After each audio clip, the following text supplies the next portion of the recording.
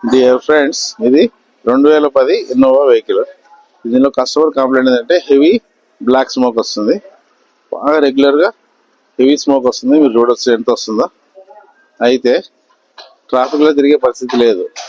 మేము దీన్ని ఈ డయాగ్నోసిస్ ప్రాసెస్ లో చాలా స్టెప్స్ ఉంటాయి. అందులో అన్ని స్టెప్స్ ని కస్టమర్ చేయించాడు వేరే చోట. ఇప్పుడు మేము ఈ సైలెన్సర్ ని కట్ ఓపెన్ చేస్తున్నాం.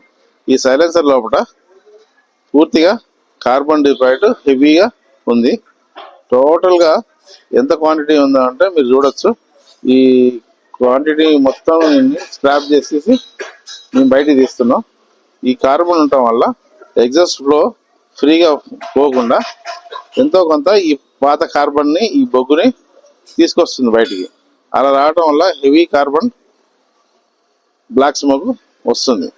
అయితే ఈ హెవీ బ్లాక్ స్మోక్ రావడానికి చాలా కారణాలు ఉంటాయి. ఇందులో ఇంజెక్టర్ సర్వీసింగ్ చేయించాల్సిన అవసరం ఉంటుంది. ఈజీఆర్ వాల్వ్ సర్వీస్ చేయాలి. అదేవిధంగా ఇన్లెట్ మ్యానిఫోల్డ్ ని డీకార్బనైజ్ చేయాలి. ఆ విధంగా మిగతా కొన్ని ప్లేస్లలో కూడా అన్ని సర్వీసింగ్ చేయాల్సి వస్తుంది. అయితే కస్టమర్ ఇంతకుముందే వేరే 2-3 చోట్ల ఆ వర్క్లన్నీ కంప్లీట్ చేసుకున్నాడు. అయితే లాస్ట్ కి ఇంకా రిజల్ట్ సరిగా రాకపోవడం వల్ల మా దగ్గరకు వచ్చాడు. ఈ లాస్ట్ స్టెప్ మేము చేస్తున్నాం.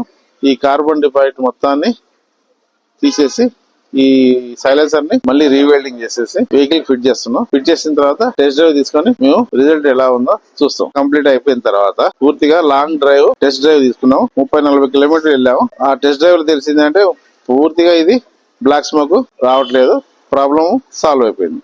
Thank you.